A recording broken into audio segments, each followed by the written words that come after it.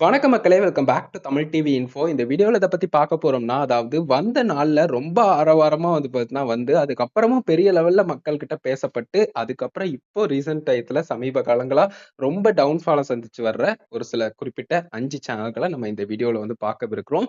சிம்பிளா சொல்லணும்னா top 5 flop channels அப்படின்னு சொல்லிட்டு 5, 4, 3, 2, 1ன்னு சொல்லிட்டு நம்ம வந்து லிஸ்ட் அவுட் பண்ணியிருக்கோம். ஸோ ஒன் பை ஒன்னா அந்த சேனல்ஸ் லிஸ்ட் எல்லாத்தையுமே பார்க்கலாம். உங்களுக்கு வேற ஏதாவது சேனல்கள் ஏதாவது தோணுச்சுனாலும் கமெண்ட்ஸ்ல லீவ் பண்ணுங்க. அடுத்த வீடியோல கவர் பண்ண ட்ரை பண்றேன்.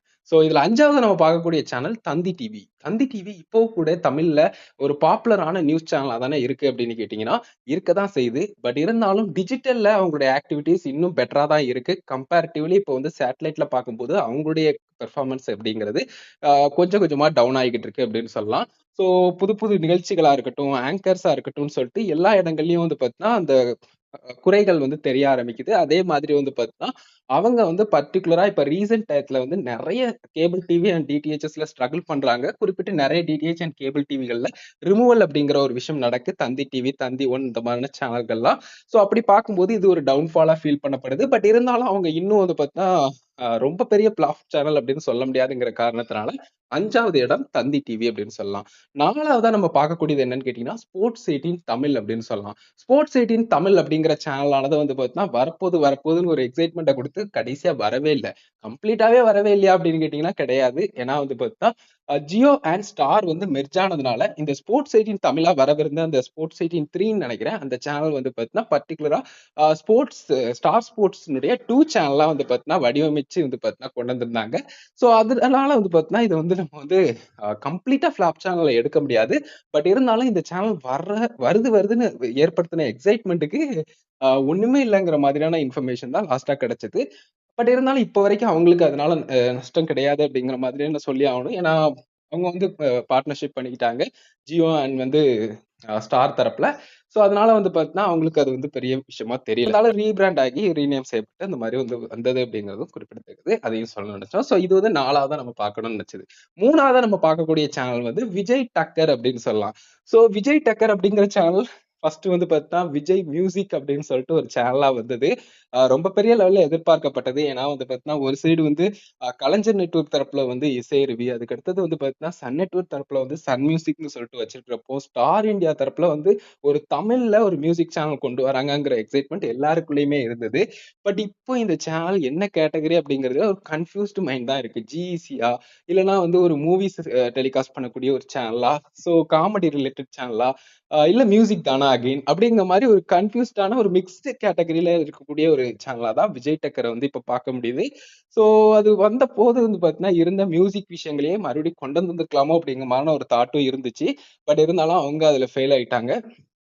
எனக்கு தெரிஞ்ச மியூசிக்கே கன்டின்யூ பண்ணியிருந்தா, இது இன்னும் ஃப்ளாப் சேனல் அளவுக்கு வந்திருந்திருக்காது. ஒரு பெட்டர் சேனலாவே இருந்திருக்கும் அப்படிங்கிறது என்னுடைய கட் ஃபீலிங். ஸோ உங்களுடைய ஒப்பீனியன் இந்த சேனல் ரிலேட்டடா இருந்தது எதுவும் அப்படின்னு சொன்னா, கண்டிப்பா வந்து அத கமெண்ட்ஸ்ல வந்து சொல்லுங்க. ஸோ இந்த சேனலுக்கு 3வது ரேங்கிங். ஸோ விஜய் டக்கர் சேனலானது. ஸோ அதுக்கு அடுத்தது நம்ம 2வதா பார்க்கக்கூடிய சேனல் எதுன்னு கேட்டீங்கன்னா, கலர்ஸ் தமிழ் அப்படின்னு சொல்லலாம்.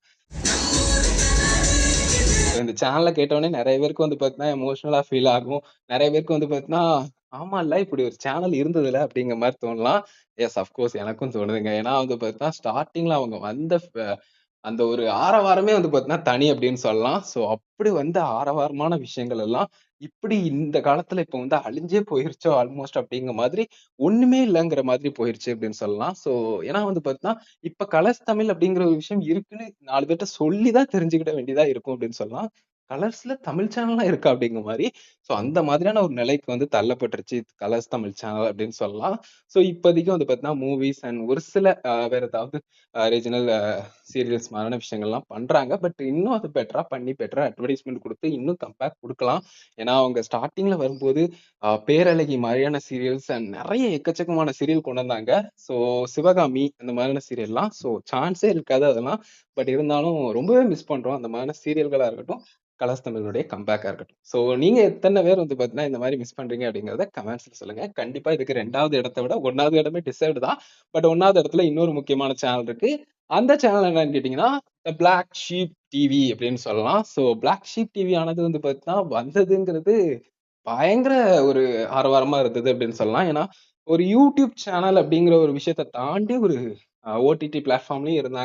பிஎஸ் வேல்யூன்னு சொல்லிட்டு. அதுக்கப்புறம் வந்து பார்த்தீங்கன்னா, பர்ட்டிகுலரா வந்து சேட்டலைட் சேனலெல்லாம் கொண்டு வந்துட்டாங்க அப்படிங்கிறப்போ, அ மக்களுக்கு அது ஒரு தனி ஃபீலிங்கா இருந்தது. பரவால்ல, வேற லெவல்ல இருக்க போகுது அப்படிங்கிற மாரி, ஒரு யூத் பேஸ்டு சேனல் மாதிரி லைக் வந்து பார்த்தீங்கன்னா, இப்போ விஜய் டேக்கர் இருக்கு இல்லையா?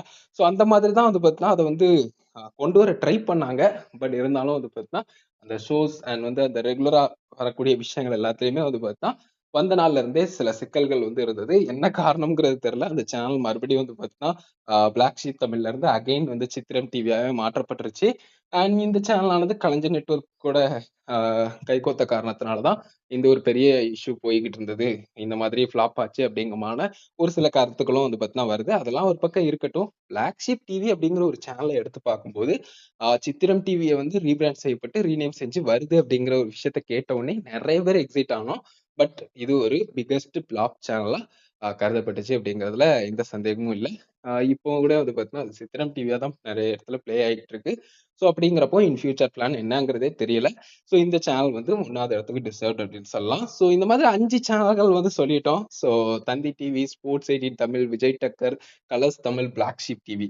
ஸோ இது குறித்து உங்களுக்கு மாறுபட்ட ஒப்பீனியன்ஸ் இருந்தது, இல்லைனா வேற ஏதாவது ஒரு சில சேனல்ஸ நீங்க மிஸ் அவுட் பண்ணிட்டீங்க அப்படிங்கிற மாரி சொல்லணும்னு நினைச்சீங்கன்னா, கமெண்ட்ஸ்ல லீவ் பண்ணுங்க.